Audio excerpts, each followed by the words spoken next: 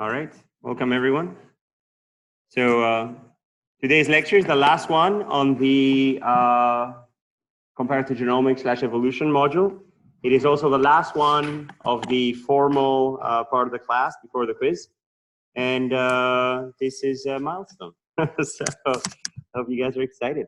What have we talked about so far? So we talked about comparative genomics as a way to recognize evolutionary signatures of how things evolve, and through that, understand different classes of elements in the human genome. We talked about comparative genomics as a way to understand how evolution itself works by looking at large-scale evolutionary events, both in drastic events like whole genome duplication, but also more recent evolution, and how to measure evolution at different scales. We talked about phylogenetics, of how to put all these methods in the context of a series of bifurcation events that lead to different extant species, and also all of the intermediate species and the root that relate them. Today, we're going to be building on the phylogenetics lecture and looking at the whole genome scale of how are genes evolving, how are species evolving, and how are even individuals within a population evolving, all within joint models. We're going to deal with species trees and gene trees, reconciliation, and also coalescence. So first, we're going to define reconciliation of how to map gene trees to species trees. Then we're going to look at the actual application of phylogenomics, of how to basically reconstruct gene trees across thousands, knowing that they're coming from the same subset of species. Then we're going to look at evolution within populations. We're going to build the forward evolutionary model that I mentioned a few weeks ago at the population genetics lecture of Wright-Fischer. And then the backward model of Coalescent and sort of merges. And then build models to infer properties of these populations from these Coalescent models. And then we're going to talk about when things break down, namely incomplete lineage sorting, and how deep coalescence and short speciation time points can result in trees that defy the traditional topology, because individuals and alleles persist through species boundaries. So basically, the individual alleles can basically travel across species boundaries and then lead to these deep coalescent events. And then we're going to sort of step back a little bit and say what we've seen is a tiny little subset of a huge, huge field that goes much, much beyond what we've talked about. So first of all, trees evolving inside trees. You can see here, this little tree here is actually growing inside a bigger tree. So this is a little bit what phylogenomics is about. So the gene trees or the species trees that we've built so far have just been trees. We haven't worried about what's at the leaves, whether the things that are at the leaves represent species or genes. Little matter to us. It could represent cars or languages or anything else. But now we can actually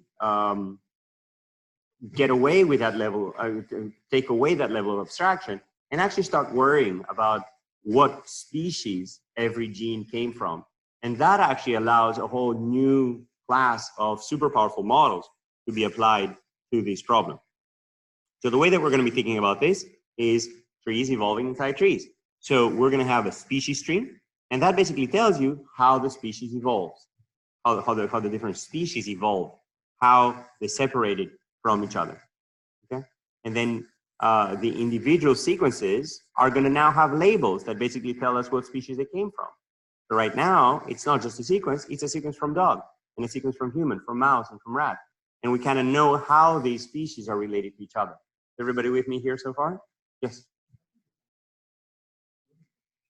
So a species can be defined in many ways. One way to think about this is a group of individuals that can still reproduce with each other. So they're post-zygotically compatible, but that actually, and that also do reproduce with each other. Namely, they're pre-zygotically near each other.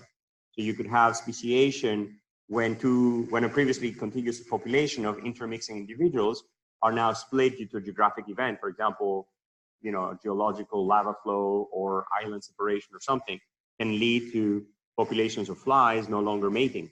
And then they can then undergo speciation, namely the two previously mating populations are now reproductively isolated, either before or post-zygotic.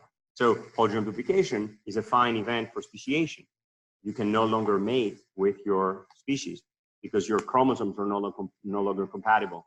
Even if the A and alpha sort of mixing and matching in the candlelight is working out, their offspring will be like, hey, I have 8 chromosomes, why do you have 16? And they won't quite be post-zygotically compatible. Any other questions? So everybody with me so far? So now let's look at how this gene tree is evolving inside the species tree. Very easy. Every single internal node is just a speciation event. We only have one gene from each species. And then the tree topology is identical between the gene tree and the species tree. It's an unfortunate example because you're thinking, oh, this is kind of dull. But it gets much more interesting. For example, I have one tree here that relates 4 sequences and another tree here that relates 6 sequences. But when I know what species these sequences are coming from, I can infer something about the evolutionary history that separates them. So I can talk about the fact that, well, there was a common ancestor of all the mammals, and then dogs split off, and then human, mouse, rat split off. And then after the divergence of those, there must have been some kind of event here that explains how this topology and that topology are different. But after that event, I basically have mouse and rat speciating, and then the 2 copies of that duplicated gene eventually giving rise to both the mouse copy and the rat copy of copy 2 of this gene family. Anybody wants to tell me what that event was here? This is a loss of the human copy 2, okay?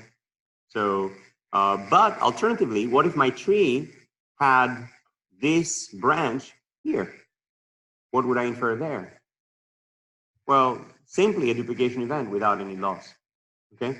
So the same trees that we generated previously using our phylogenetic methods now tell us stories when we start putting them in the context of species trees.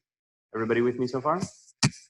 So basically, gene trees evolve inside species trees.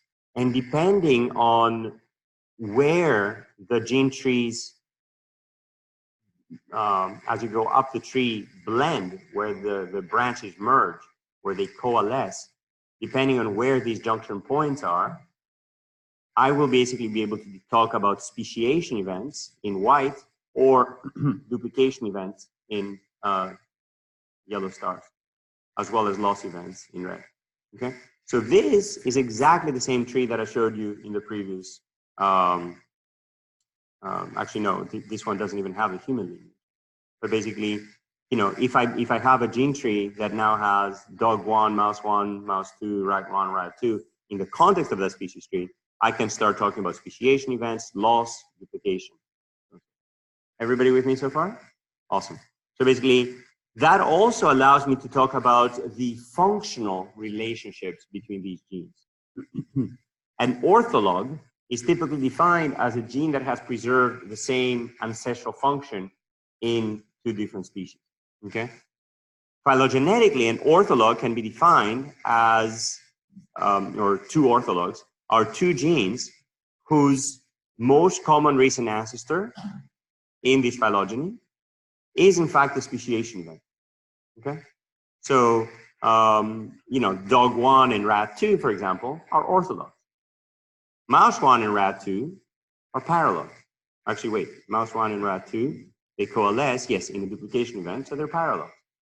Mouse 1 and rat 1 are orthologs. Mouse 2 and rat 2 are orthologs.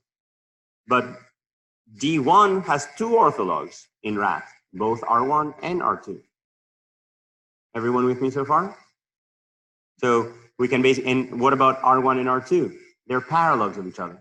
So you can talk about paralogs within a species, whose most common recent ancestor is always a duplication event. And you can also talk about paralogs across species, because their most common recent answer is a duplication event, not a speciation event. Is everybody with me? And that's extremely helpful, because knowing evolutionarily that two genes are more likely to be separated by speciation event also allows us to infer that they might actually be functional orthologs, that they're more likely to carry out the exact same function across the two species. Of course, there could be exceptions. Maybe, you know, mouse 2 lost the ancestral function, and mouse 1 is now carrying out the ancestral function of mouse 2. So something that looks phylogenetically paralogous might actually be functionally orthologous. Okay? So, but we're going to be distinguishing functional orthology from phylogenetic or evolutionary orthology. Everybody with me? So, two definitions. Functional orthology basically says that they fulfill the same function or an equivalent function. And then evolutionary or phylogenetic orthology basically simply says that they arose via a speciation event, i.e. their most common recent ancestor was the single gene in that previous species. Sounds good? Raise your hands if you're with me. Awesome. Now, of course, we're going to be talking about paralogs as genes that are more likely to have different functions, or they could just be a gene family where the different paralogous copies are simply helping with gene dosing. Basically, have much more of a particular gene's expression. One way to do that is to actually duplicate it, and then you'll have twice as many opportunities to produce mRNA from it. Okay. There's a special class of paralogs slash orthologs, which are called onologs, and these are genes that arose from the whole genome duplication event of yeast or of any other whole genome duplicated species. Namely, those genes go back to the same orthologous locus, and they arose from whole genome duplication rather than just partial duplication. So OHNO, just like Susumu Ono, who postulated whole genome duplication as a major evolutionary shortcut. Everybody with me? Awesome. So again, gene duplication is a major mechanism for creating new genes and functions. So after you duplicate a gene, you could have, you know, loss of the original function. You could have gain of a new function. You could have subfunctionalization. So basically, when you have copy 1 and then it sort of duplicates into copy 2, the second copy could simply be lost. And that's what happened to the vast majority of yeast onologs. So the second copy was just lost in one or the other chromosome. Neofunctionalization would basically dictate that the ancestral copy mostly preserves the ancestral function, and then the new copy mostly takes on a new function.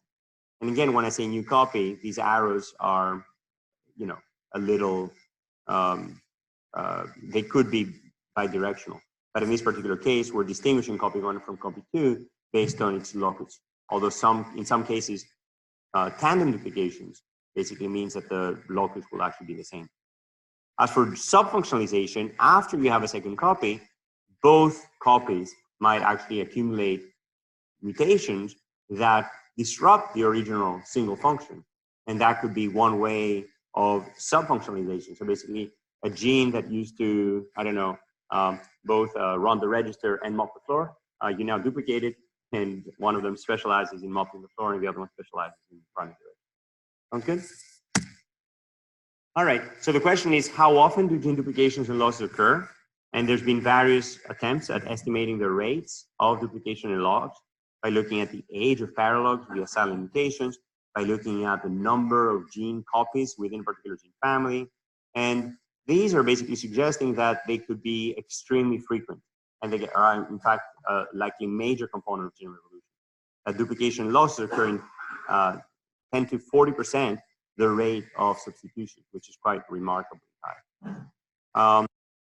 They could be different between different species. So basically, duplication loss might be faster in yeast, where you have about 2 events every 1,000 genes per million years.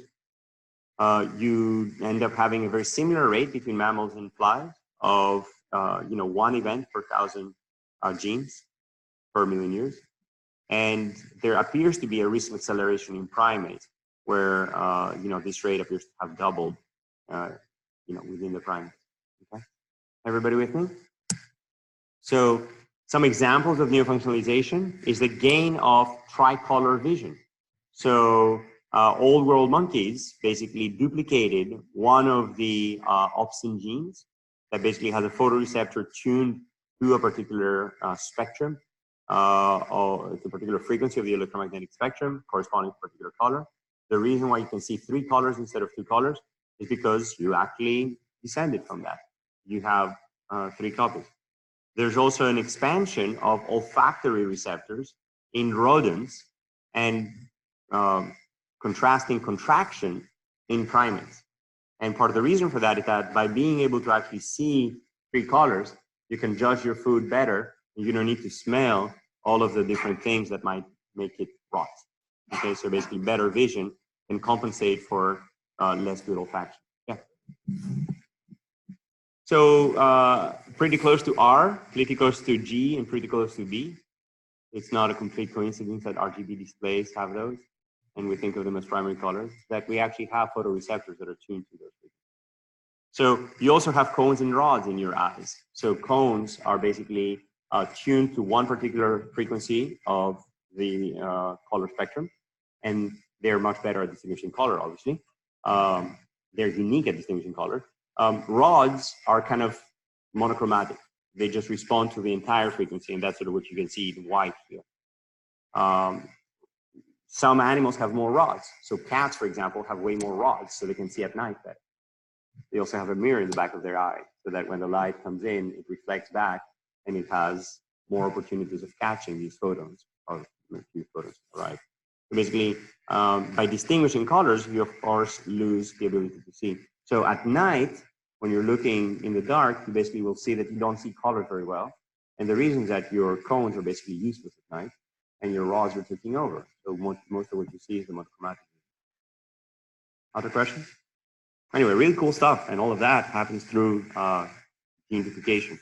And as I mentioned at the last lecture, there are, or two lectures ago, there are extreme cases of duplication, which are, for example, whole gene duplication, which happen in yeast, also in early chordates leading to the vertebrate lineage, and also more recently in teleost fish.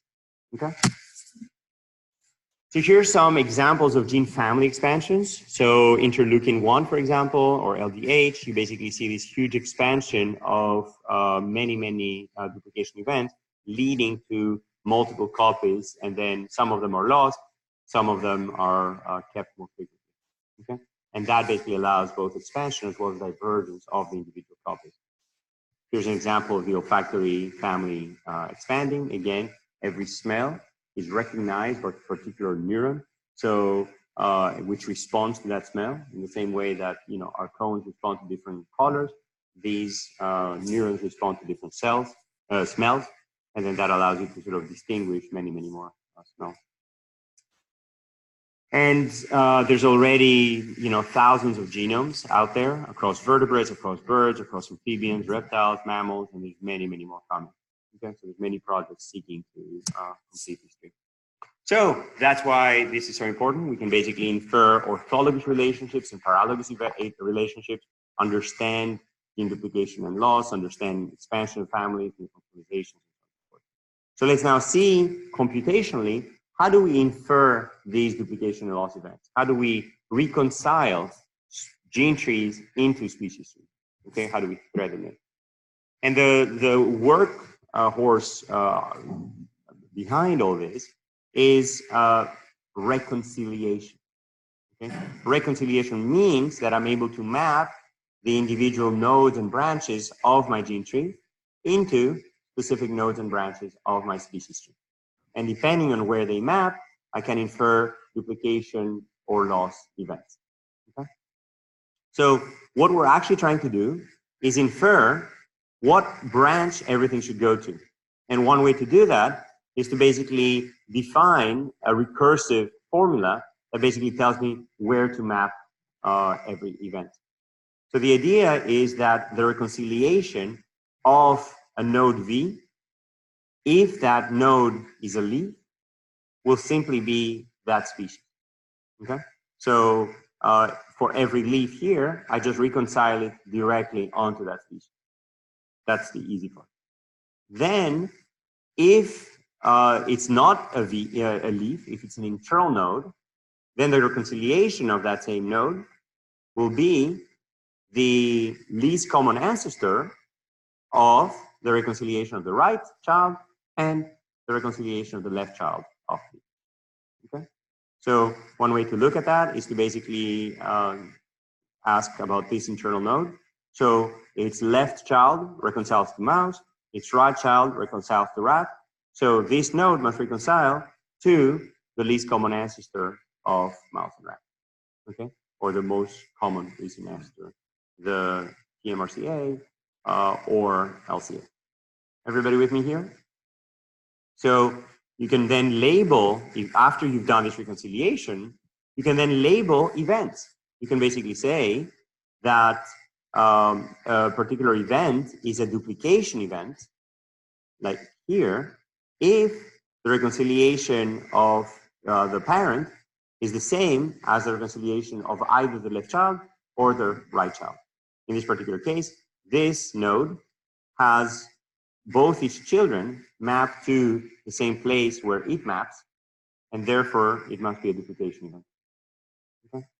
And any branch above V that has at least one loss if the parent of V is not the same as the parent of, sorry, if the reconciliation of the parent of V is not the same as the reconciliation of V. And that basically means that I've skipped the species here. So in this particular case, I've reconciled that to the mouse and rat common ancestor, and I've reconciled that to the dog branch, but this one in the middle is not reconciling to anything, so there must be some kind of loss event if the two are not consecutive. Raise your hands if you're with me. Awesome. Great. So this is just the most basic reconciliation algorithm. It's basically maximum parsimony reconciliation.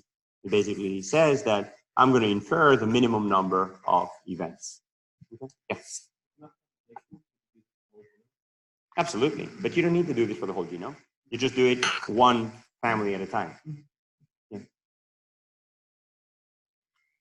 Again, if you blast everything against everything, you're going to get connected components. Some things simply don't blast. And then within those connected components, you can further separate them. For example, using this best unambiguous subgroups algorithm that we talked about two lectures ago. And then you just run this within each family. Everybody with me? Awesome. So let's basically look at how we can infer events within a family. We basically have a lot of sequences. We build the phylogenetic tree using the methods that we saw on Tuesday. And then we reconcile it using some species tree that were given either from the fossil record or by some expert or something. And then we reconcile everything. We see where every internal node reconciles. And then we're able to infer that this was a speciation event, that this was a speciation event, and that this was a duplication event, and that this is a loss event of that branch. Okay? And there's many algorithms for finding this reconciliation. The first proposed was in 1979. Then, parsimony approaches are including both minimum duplication and loss, minimum duplication and loss in linear time, having a proof of the both minimum and uniqueness properties of the solution, and then Bayesian reconciliation approach. Okay, so the goal for that is to solve this particular problem, more and more rapidly. I mentioned some examples of reconciliation. If the tree topology is identical, it's super easy. And if you start shuffling branches, for example, if now notice the very subtle difference between these two trees. In this particular case, D, dog, is the outgroup. In this particular case, H, human, is the outgroup. In this particular case, both dog and human will map to the same branch. And that basically suggests that, in fact, there was a duplication event followed by a series of losses. So if my tree is slightly different, I go from 0 events to 3 different events or 4 different events. Okay, a duplication, a loss, and another loss. Okay, this is quite remarkable, right? It basically says that there's a lot of dependence on that tree to basically get the right series of events. And that also says that, well, we can make sure that the tree is correct. And now we can start arguing about incorrectness, about sort of what if that tree is wrong? Can I actually believe it? And how much should I go out of my way to believe the tree if believing the tree means a huge series of super costly events? Maybe this tree was only better from that tree by, I don't know, one substitution, one, amino acid substitution. Why would I then be willing to pay the cost of a duplication and 3 losses for a tree that a single amino acid change was arguing for? Is everybody seeing the problem here? So maybe instead of first building my gene trees without looking at the species tree at all, and then asking how does it reconcile, maybe I should be coupling the 2 problems. Maybe I should be building gene trees in the context of species trees. Moreover, building gene trees in the context of species trees allows me to learn from big data, allows me to basically infer some properties of that, some priors on that gene tree by knowing that it's coming from a species tree that I know a lot about. So if I have the whole genome of human, dog, mouse, and rat, it really makes no sense to build every gene tree independently and only then to reconcile them. It makes much more sense to sort of study them jointly. Raise your hands if you're with me here. Awesome, great. So that's what we're gonna do. So basically, we're now gonna embrace the whole genome nature of our data sets and start building gene trees in the context of species trees and start combining many gene trees to build a species tree. So basically, it's gonna help with both problems. On one hand, we can build better species trees. On the other hand, we can leverage a common species tree to learn priors on the gene tree and then build better gene trees. Everybody with me? So let's focus first on the species tree problem and then look at some solutions for solving that. Okay? So basically, we're given a set of gene trees. I basically can, my goal is to build a species tree. Okay? And if I want to build a species tree of human, mouse, rat, and dog, how can I do it? Well, I can look at the fossil record, basically see what came first, cats or dogs or something. Cats and dogs would argue a lot about that. Or I could just look at molecular data. I can just look at alignments across the 4 species for thousands of genes, for, 20,000 genes. And then somehow blend these 20,000 genes into a single consensus species tree. Okay? So given a set of gene trees, we would like to find a species tree that is some kind of consensus of the gene tree, that is built from perhaps concatenating gene alignments, or has the minimum number of implied duplications and losses across all of my gene trees, or has the minimum number of deep coalescence events where 2 different lineages coalesce before species divergence. So basically the insight here is we would like to combine information from the entire genome to build the species tree. And we must decide how to combine conflicting information. Okay? And there's many methods that exist for species tree reconciliation. For example, there are supermatrix methods or supertree methods, or minimizing of deep coalescence, or actually modeling the coalescent events, and so on and so forth. The basic idea is the following. As I mentioned at the last lecture, every single internal branch of my gene tree implies a partitioning of the leaves between the 2 sides of that branch. Raise your hands if you're with me on this concept. Awesome. So every time I build a gene tree from a set of alignments of a particular gene, I end up with some kind of phylogeny. And that phylogeny basically tells me that there's an internal branch number 1 here, which separates AB from CD. And then I build another gene tree, and I see that AB and CD are again separated. So I can put the same label here. And I see AB and CD not being separated here. I can't put that label there, and so on and so forth. Okay? So I can basically think of the partitionings or splits that every internal branch induces on my set of species. And then I can simply count. Basically, every tree contributes to different splits. And then I can basically say, for every species, A, B, C, D, E, F, how often do I find partitions that support, these two together and those two separate, and so on and so forth. And basically, I can have every split here represented as a column and add up those splits. Raise your hands if you're with me on this one. Awesome.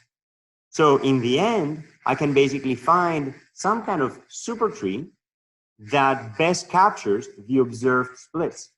For example, i.e. Internal branch. For example, I could look at maximum parsimony, or the maximum number of events, or the minimum number of discrepancies, and so forth. Sounds good? So basically, because of this unique mapping between internal branches and splits of my data, I can basically say how often is that split supported, and I can blend trees, in more or less sophisticated ways.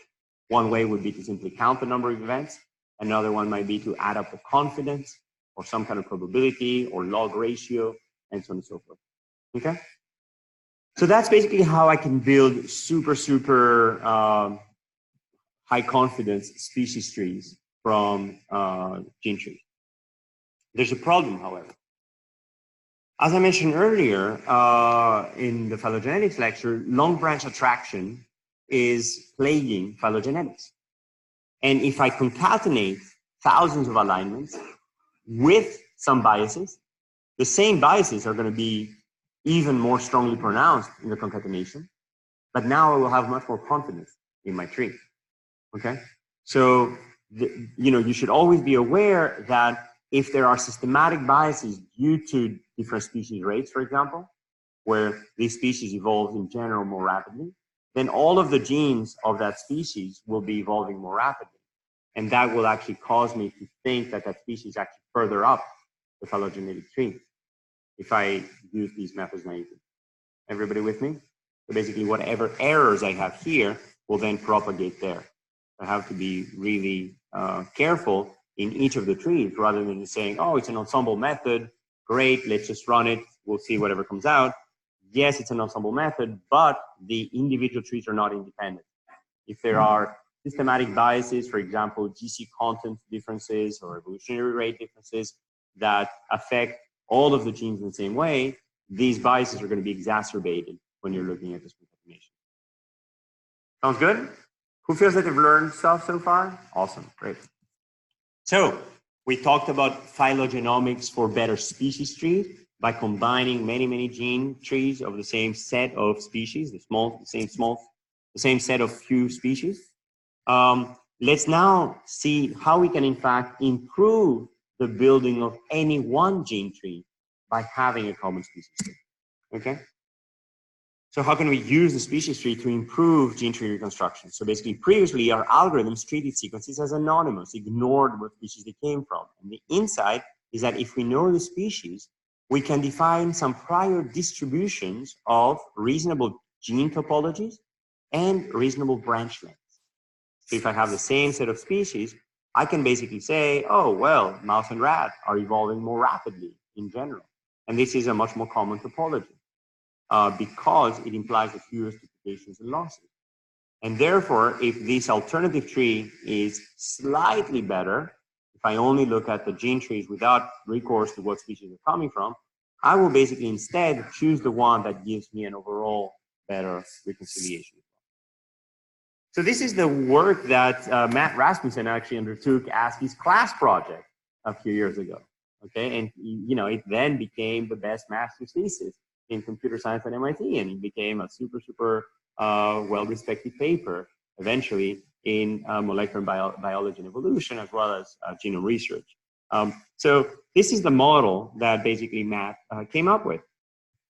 He basically said, let's develop a rates model that gives me the probability of a particular tree given my topology, given my reconciliation, given my species tree, and given a set of parameters for each one of the species.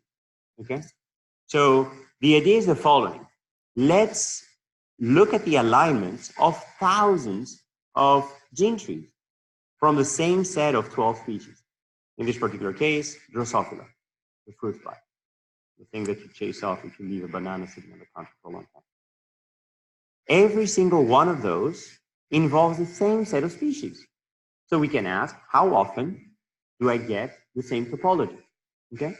And out of a large number of gene trees, there are 5,000 that have the same topology, where the species are branching off in the same order, and I have one gene copy for each gene. And then I can say, well, how are those related to each other? Here's the key insight that math had. In this particular gene, all of the branches are short. In that particular gene, all of the branches are long. Okay? Why is that? Well, probably because this gene is fast evolving, and this gene here is slower evolving. Maybe this gene is a histone protein. It doesn't need to adapt to the environment very rapidly. I mean, this is an olfactory gene where, you know, fruit flies have to adapt to different smells to basically be able to recognize the fruit they're going to be eating. Okay? Here's another insight. This branch here is longer here and here and here and here and here. Okay? So there are faster evolving species and slower evolving species. These three branches here are consistently shorter than the other ones. Okay? So that basically, and what's the biological mechanism for that? Very easy. Maybe this species has a larger effective population size, and therefore it can, you know, which is usually associated with faster evolutionary rates. Okay? Basically, species with very few individuals evolve generally slower. So there seems to be an emergent model that basically says that maybe I can decouple these two forces. Okay? And here I'm giving you some intuition, but the basic idea is that maybe we could normalize these gene trees to the same rate and then learn something about the individual species rates. Okay? So again, this is some intuition, but let's look at what the data actually looks like. We can basically take any two branches in my any two species and say, how related are these two species? You know, Drosophila ananasi and Drosophila grinshawi appear to have a 0.7 correlation in their branch shape. Okay? And that's true for all of the individual leaves, but that's also true for all of the internal branches. So for every branch, I can basically look at the pairwise correlation, and I find on average a pairwise correlation of 0.56, which is very high. If instead I now normalize by an average gene rate, then effectively the correlations drop down to 0. Okay, they drop down into this blue zone. You see that? So that basically says that this model appears to apply to the data, that indeed there appears to be a common species rate and a common gene rate that applies, a common species rate that applies to all genes, and a common species rate that applies to you know, all of the genes from that species. Okay? So a common gene rate that applies to all species for that gene, and a common species rate that applies to all genes for that species. Okay? So the idea is that we can now start decoupling these two parameters. On one hand, we can talk about gene rate distribution, for which an inverse gamma appears to be a good fit, that basically models how fast is every gene evolving. And some genes are very fast evolving, other genes are very slow evolving. Okay? And then after you've corrected for the common gene rate, the residual is a uniform species tree, which basically tells me that some species are faster evolving and some species are slower evolving. Raise your hands if you're with me. Awesome. So now the rate of every branch length is simply the divergence time times that rate, and that rate is simply the gene rate times the rate for each of the species for that gene. And that rate for each of the species is actually shared across all genes. Everybody with me? So the common phylogenomic pipeline can now be, for example, I have a set of sequences. I infer a species tree through some of those supertree methods, perhaps, or I'm given that species tree by experts. And then I basically do an all versus all blast. I then cluster. I build alignments, and then I build the tree for each of those. And then I reconcile the tree. And then I ask what were the ortholog, paralog, duplication, loss events. Okay? So that's the traditional phylogenomic pipeline that basically first does the tree building and then looks at the species tree.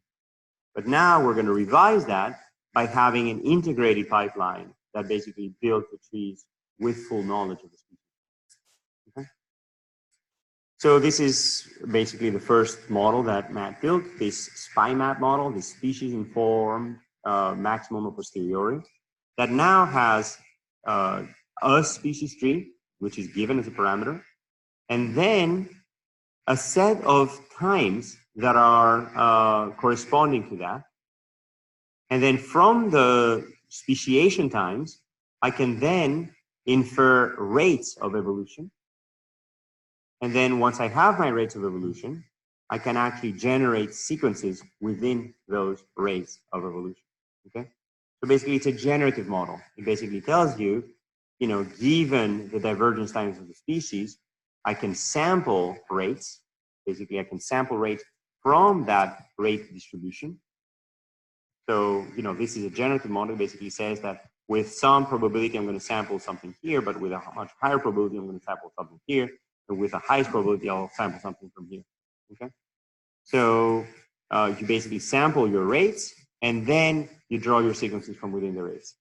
And then these rates are basically your species rate times the gene rate. Okay?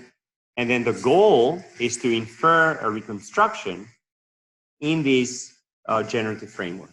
Okay? And the way that we do that is by using Bayes' rule. It becomes a Bayesian maximum a posteriori reconstruction. Okay?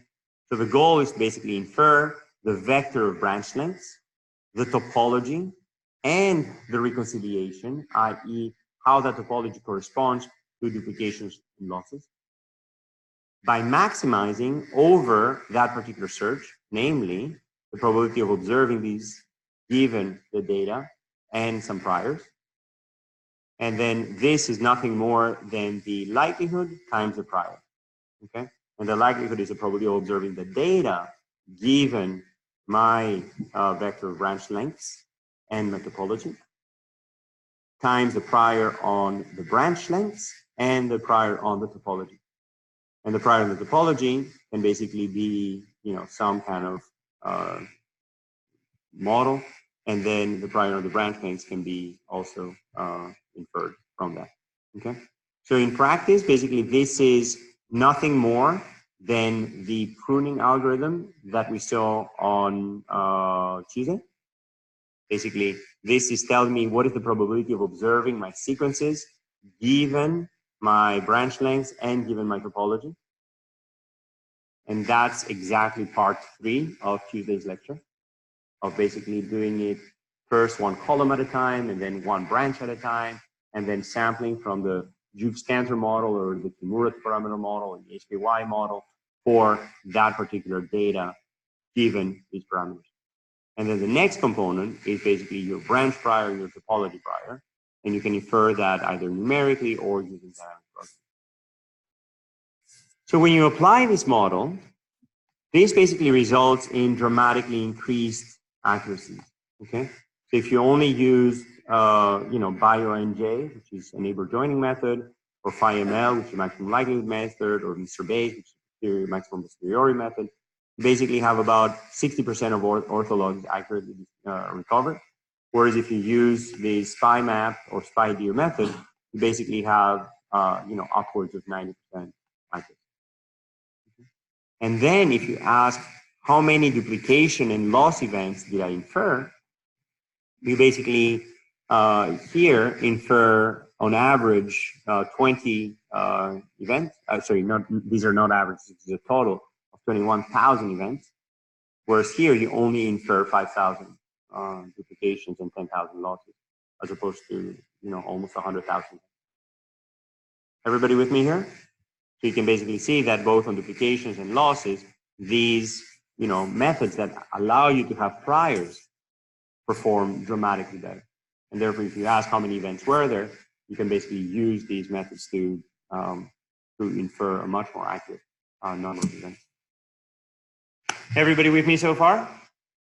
So we talked about how phylogenomics changes the picture. Instead of looking at phylogenetics one gene at a time, we're looking at phylogenomics, the whole genome at a time with 20,000 genes.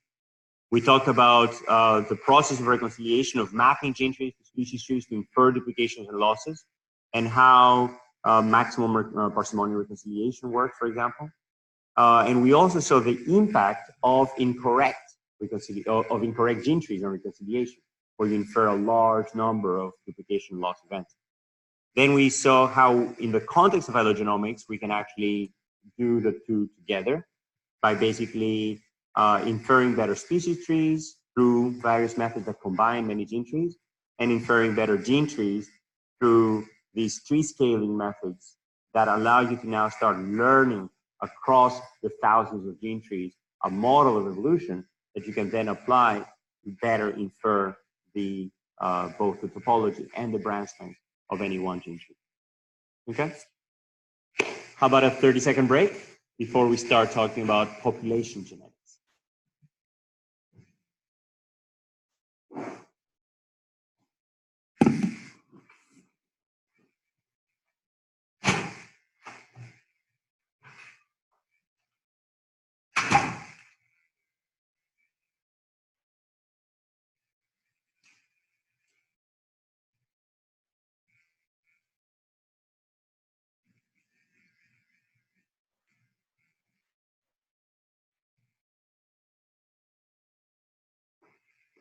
Please stand up and stretch. Come on, get some brain, some blood into your brain. Some oxygen.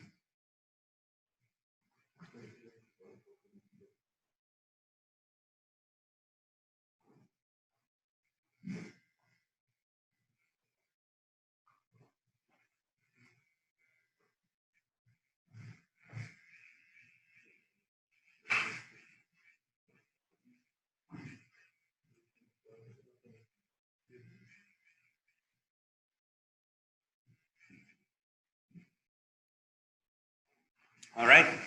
You guys are excited to talk about population genetics in this model? So, up until now, we've talked about genes and species as if they were these abstract objects. But species are made out of individuals, and genes are carried by those individuals. They're not carried by some abstract species.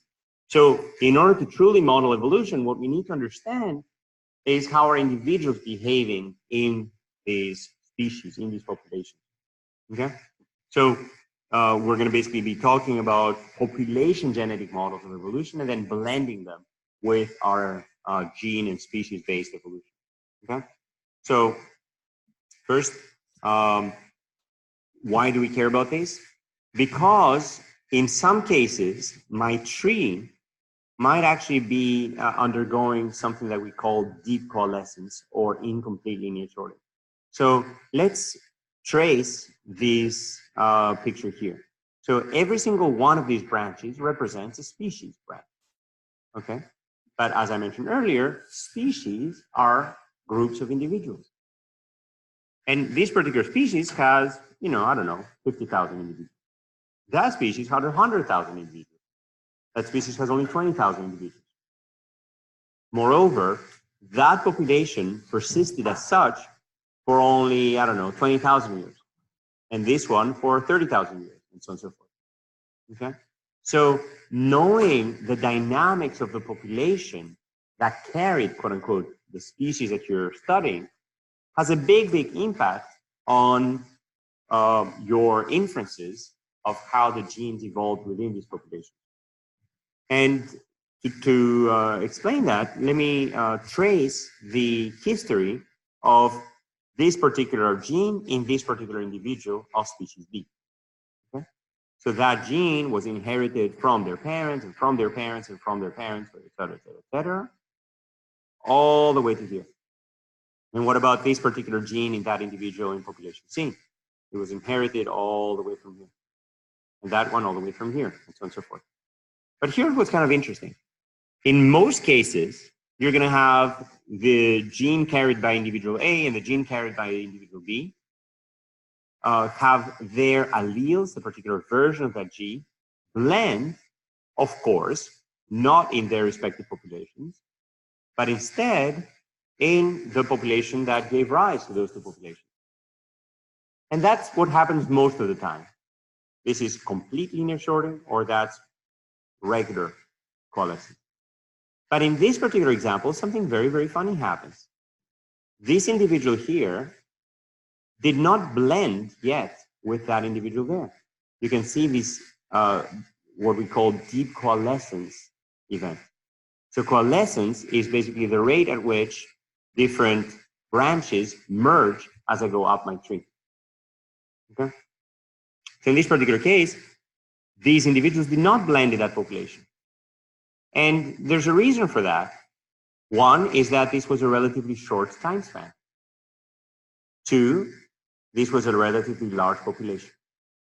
What is happening here biologically? What's happening is that there's some pre-existing diversity that is maintained through that species without homogenization, and then followed after that species period into the subsequent populations without there actually ever being blended. Okay? Going back in time, that basically means that these two lineages did not coalesce in here. Going forward in time, that means that these two lineages did not fully sort. That's called incomplete lineage sorting. So basically, these two lineages did not fully, reblend, and they were passed on subsequently. Okay? Is everybody with me on what's happening here? And in this particular case, you can see that in this population now, that particular allele blends with the individual from D, coalesces early, and that one individual coalesces later. So what will happen if I build a gene tree topology here? The accurate, correct gene tree topology will have species C as the outgroup, right? Everybody sees that? So species C and D will be blended together first, and then the topology will be AB on one side and CD on the other side. Everybody can see that? And that is obviously inconsistent with what is known about the species topology here. And the reason for that is that species are not these abstract objects, they're just groups of individuals in the population that are intermixed. Is everybody with me? So this is what we're going to have to model now, okay? So what we're going to do is develop computational machinery and mathematical machinery to be able to do that, okay? How are we going to do that? By basically first building this Wright-Fischer model that allows us to study evolution within a population. And then we're going to build a coalescent model that allows us to study evolution within a population going backwards in time in all those coalescent events. And then we're going to group these models together into unified models, gene duplication, loss, and deep coalescence. Everybody with me? Awesome. So this is the Wright-Fischer model of population genetics. It deals with one population at a time. So this is one of these branches at a time. Okay, and then we're going to put that in the context of multiple species. But this was developed, almost 100 years ago by Wright and eventually Fischer, that seeks to model the stochastic behavior of population structure. And this is very helpful for studying many population genetic effects, such as the effect of drift on allele frequency, migration, population bottlenecks, selection, the age of the most common recent ancestor, and so most recent common ancestor. It has a number of assumptions. It basically assumes that there's a fixed population size of n individuals, each of whom carries 2 chromosomes. So at any one location of the genome, you basically have 2 ancestral copies. And then you have that for every location of the genome. You assume random mating, that any two individuals mate with any one individual mates with any other individual in the species with the same probability. You assume no selection, and you assume non-overlapping generation. Everybody done having your kids? Great, next generation, and so on and so forth, okay? And what happens? At every generation, you basically have every individual generates an infinite number of gametes, and you randomly choose gametes to make n individuals in the next generation. So the concept of a fixed population size means that everything must come from an ancestor, but some ancestors might just never go to the next generation. So basically, this individual here gave its chromosomes to this one, that one, that one, and that one. This individual here had only one of its chromosomes subsisting to the next population, the next generation, and that one was lost. Everybody with me? So right now I've drawn the circles as combined alleles, and therefore I have lines crossing everywhere, okay? This is very messy. Alternatively, instead of thinking of individuals, each of whom has two chromosomes, I can think of chromosomes and just get rid of the circle. It's exactly the same plot without the circle. Raise your hand if you're with me. Awesome. What's really cool about removing the circle? I can now reorder the little chromosomes in each of the generations to avoid any crossings, okay? And I get this picture. Much more satisfying. It basically tells me that, remember this chromosome that had 5 descendants and that chromosome that had none? Well, here they are. This chromosome has, I don't know, 5 descendants or something, or 3 here, and this one has none, okay? And then this one has 2 and so forth, okay? This basically tells me where every chromosome went to the next generation. Everybody with me? So now we can basically ask, where did these 4 chromosomes in the last generation before the split of the species into another 2 species, where did they come from? And I can trace them back in time. And that's the coalescence model. Basically, we can trace back until coalescence. Everybody with me? And now I can actually start asking questions about a coalescence process. I can basically ask, how much time do I need, given my population size, before any 2 random alleles coalesce? What is the distribution of coalescence times for n individuals going back in time? And so on and so forth. So the coalescent model focuses on the distribution of coalescent times, and every pair of lineages has an equal probability of coalescence as you go back. So for large n, you know, every coalescence time will also be large, and we can treat coalescence times as continuous rather than thinking of discrete population segments. So then the question is, what is the probability that k lineages don't have any coalescent events in the parent generation? That's basically the probability of, you know, not coalescing and not coalescing and not coalescing and so on and so forth, which is basically this probability here, which effectively, after some algebra, basically becomes this, okay? So that basically means that this, if the number of alleles is much, much smaller than the number of chromosomes, then this is actually very, very small, okay? Basically, k choose 2 is much, much smaller than 1 over n squared. Okay? So we can basically ask what is the probability that the first coalescence of k lineages is after t generations. And then, you know, solving for that using this previous equation basically allows us to effectively get an exponential drop-off of non-coalescing, basically. So the probability of non-coalescing diminishes geometrically as you go up the generation, okay? So, again, the probability of multiple coalescence in one generation is very small. For large times, the geometric distribution is a very good approximation of that coalescence. Okay, so I can actually simulate the coalescence for 1,000 individuals. I can basically say, well, how frequently do they coalesce for, you know, 100 alleles within these individuals or 10 alleles within these individuals, and so on and so forth.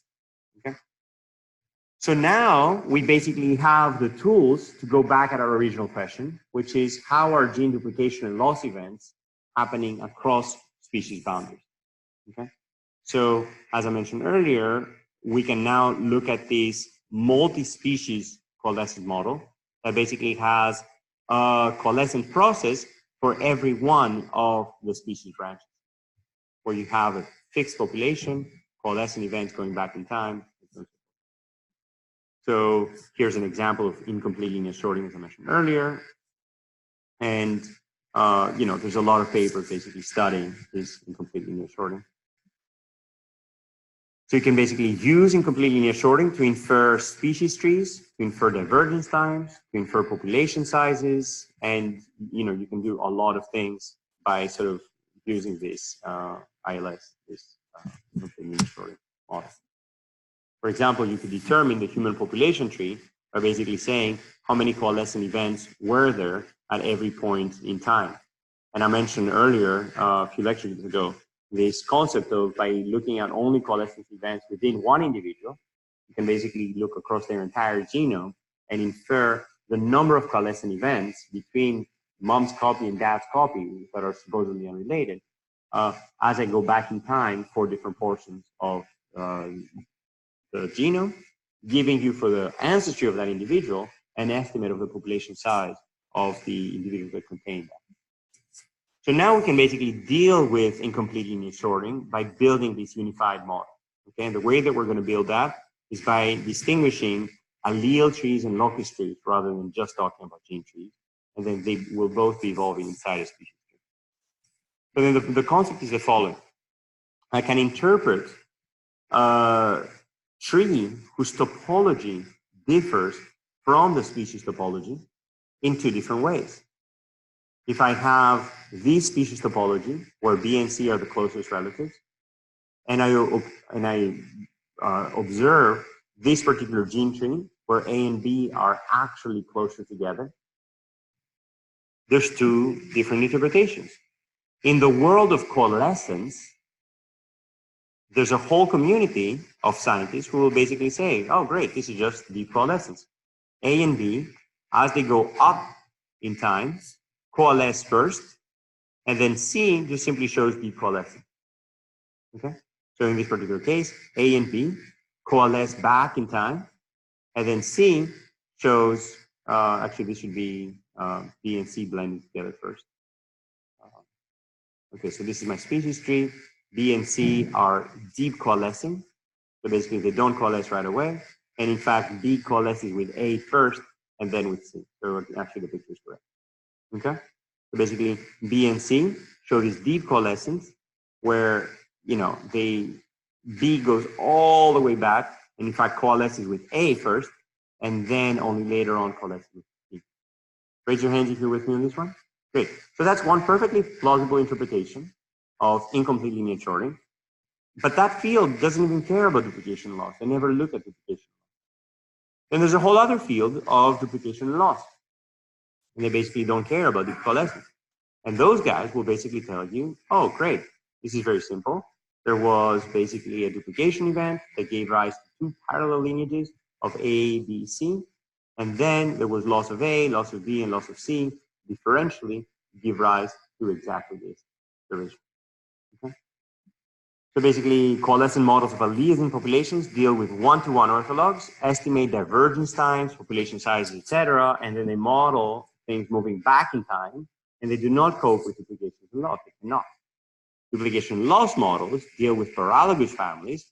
They estimate birth and death rates. Their models move forward in time, and they cannot cope with incomplete linear sorting. So basically, we have a model that moves back in time, a model that moves forward in time, and that model completely different events. So can we blend these two? This is, again, something that Matt took on. And basically what we developed is this combined model that basically looks at alleles evolving within populations and loci being duplicated by these duplication events. Okay? So basically the concept is that duplications create new loci and new alleles. And a new locus can then go to fixation, where all of the individuals have now kept that second locus, or it can go to extinction, where only one of the two loci was kept. Why? Because this duplication happens in one individual, and then that one individual will pass on that copy of the chromosome or not. And then these copies will maybe sometimes, due to drift, be lost, or maybe sometimes go to fixation. Raise your hands if you're with me. Great. So we basically have a locus tree within which evolve individuals. And these locus tree basically duplicates every time there's a gene duplication because there's a new locus being created. So the original locus can go extinct, remain fixed, or remain polymorphic. So we now have a split of the gene tree into two components. One is the coalescent tree, and that one actually moves back in time. The other one is a locus tree, and that one moves forward in time. Duplications and losses happen in the locus tree. Super easy. You create new loci, or you lose loci. And then alleles within these loci move back in time, and then they treat the locus tree as their species tree. Okay? So this particular reconciliation is using the Coalescent model, and this particular reconciliation uses the duplication law. Who thinks this is kind of cool? Awesome. So this is basically now allowing you to blend both the population models and the duplication loss model. And you can basically look at a duplication that goes to fixation in both sides, and therefore new loci being created, a duplication followed by partial loss due to drift of that allele, therefore it looks like it never happened, and another duplication, or actually no duplication, but simply a loss in that population of that second, of that single locus in that lineage, leading to an actual loss event. Okay? So now all of these species level duplication loss events are actually becoming population and individual level events. Okay? All right, so we've basically covered a lot of ground. We basically looked at phylogenetics on Tuesday, and then phylogenetics in the context of the whole genome, i.e. phylogenomics, and how we can deal with learning from the whole genome these evolutionary rates for every gene and for every species, and then blending them to build much, much better tree inference model. And then we saw this complete other world of incomplete lineage sorting, of how evolution works within populations, both a forward model of Wright-Fischer, of this fixed population with individuals being circles, and then every generation moving in steps and chromosomes replacing each other. And then we also looked at the backward moving Coalescent model, which is much more powerful because it doesn't have to deal with all of these lost lineages. And it only deals with extant lineages, of which there are a finite number, n, and then you move back in time and they get smaller, as opposed to the Wright-Fischer model, where you basically have n individuals, but you have 2 to the n possibilities as you go down forward of sort of who gets lost and who gets kept. But now with the Coalescent, you only look at the extant lineages, because these vast majority, I mean, nearly all of these exponential number of histories are simply not existing. They're getting lost all the time, as opposed to Coalescent models, which basically only deal with the ones that are actually subsiding.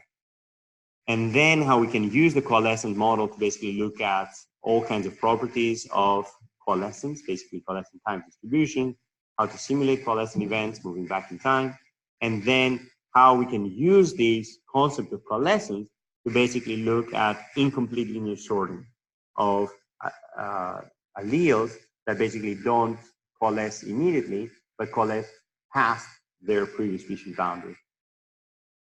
And then we looked at this unified model that has an allele tree, a locus tree, and a species tree with a 2-step reconciliation event that basically first uses a coalescent model to look at how alleles evolve inside loci, and then a duplication loss model to look at how loci evolve inside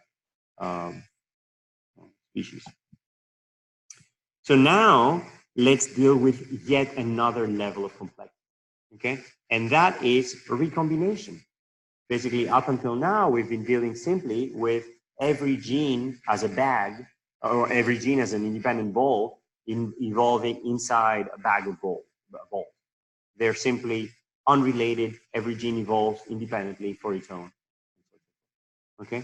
And inside a population, this doesn't exactly make sense because of recombination events that sort of break up or join the alleles that you get from your parents.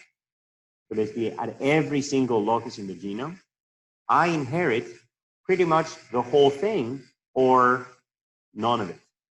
Basically, every time I inherit one allele, I'm not inheriting some independent gene, I'm inheriting a portion of the chromosome.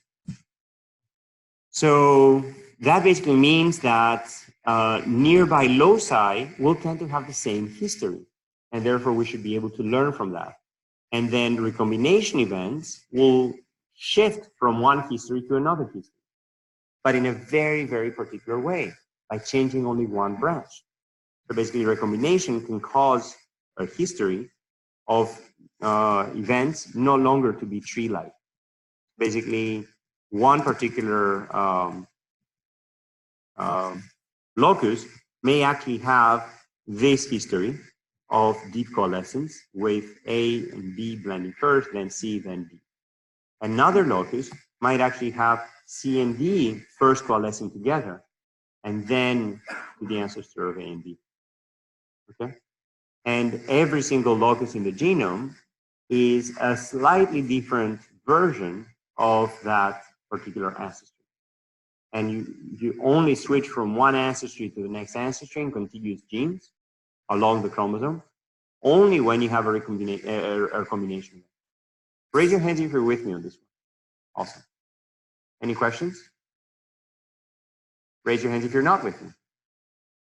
Okay. So I'm happy to take any questions here. So basically what's happening is that I'm now tracing the history of every gene inside a population by basically going back in time to look at what are the series of coalescing events. But I'm taking care of also explicitly modeling the genomic order of these genes. Because every time there's a deep coalescing event, that deep coalescing event is going to be happening for all of the genes in that chromosomal segment or none of the genes in that chromosomal segment, unless there's a recombination event that basically switches which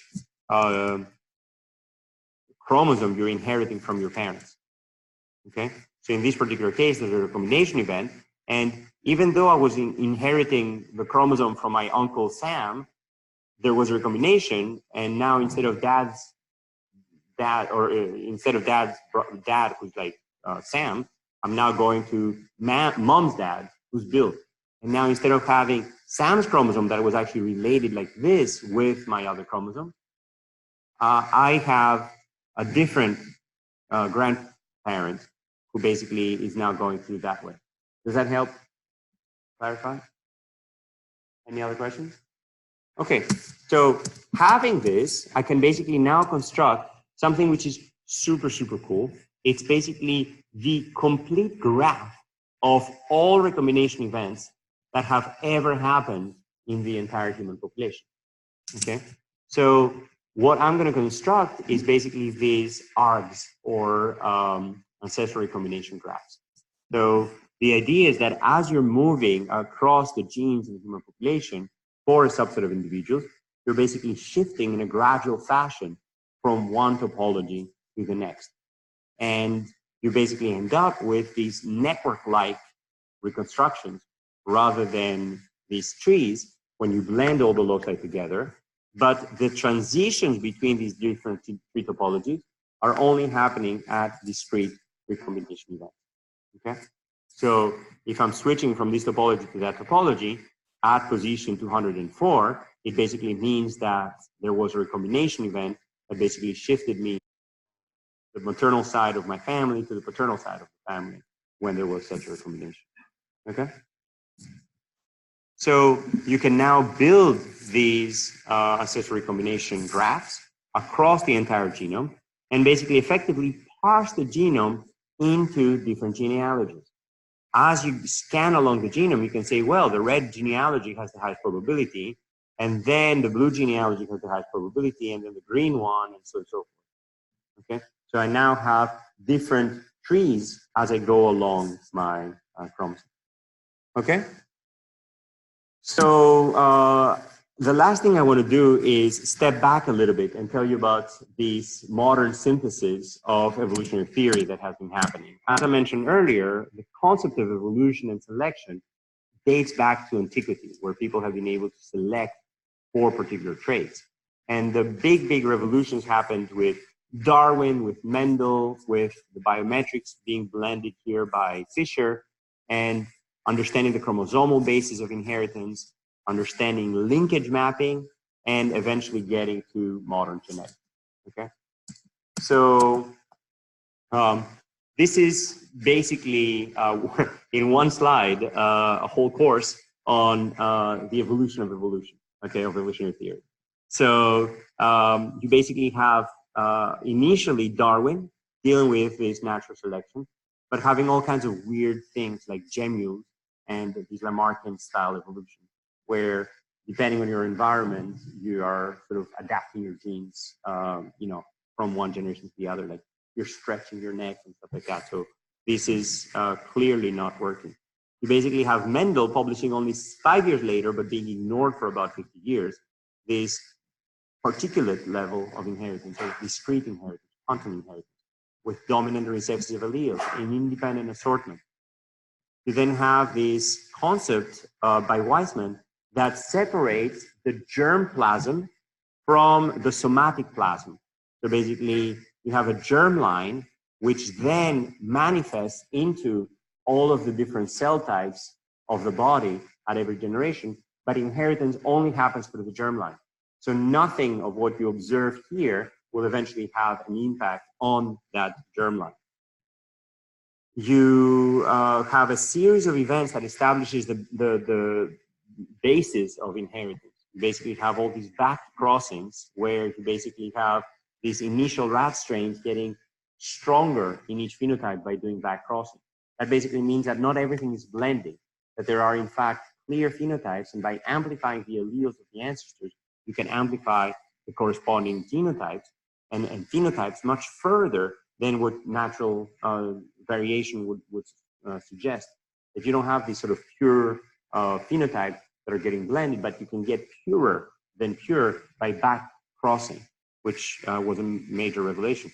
Then, of course, Morgan and the fruit flies, looking at heredity with small numbers of Mendelian factors that eventually supports Darwin.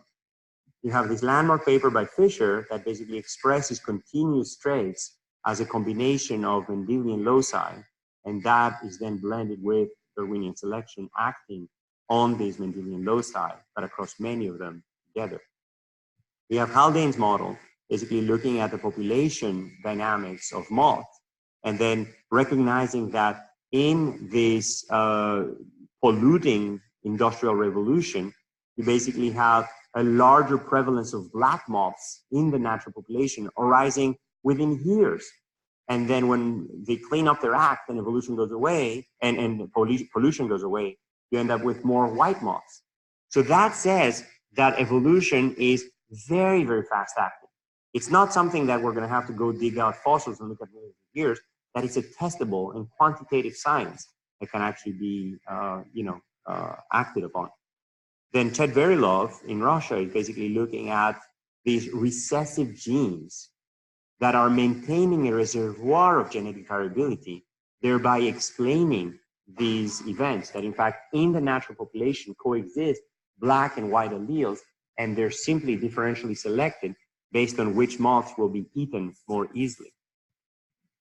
Then this whole field of evo-devo, evolution and development, arises in the 30s with embryology studying these juvenile features that are lost in the adult, but are enabling you to sort of look at species relationships much closer to each other. We have the Wright-Fischer that we talked about with this adaptive landscape and local optima with drift leading to new optima.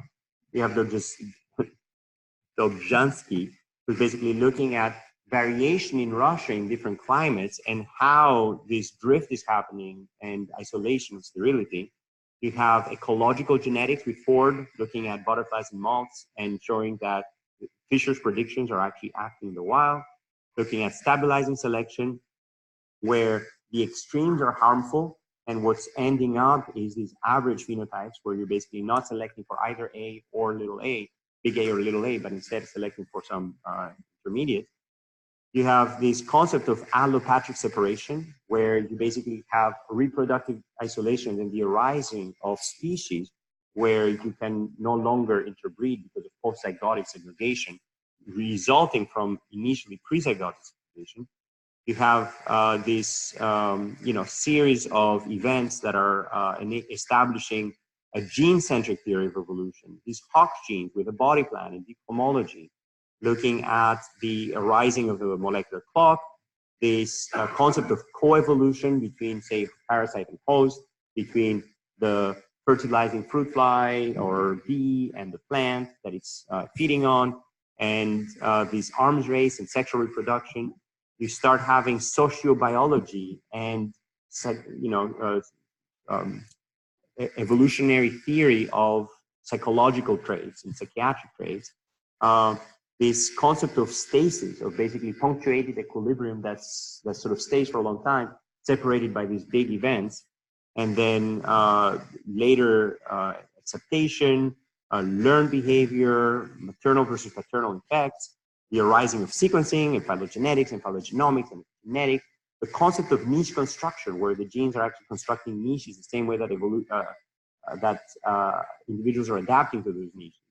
The concept of evolvability, of getting better at evolving, of gene transfer, where not every evolution is a tree, but instead you have these networks of evolution, phylogenetic networks, or reticulated evolution, endosymbiosis, hybridization, evolutionary psychology, and then that pushes several individuals to suggest that there needs to be a new modern synthesis that now blends all of these recent discoveries with some sort of modern genetics.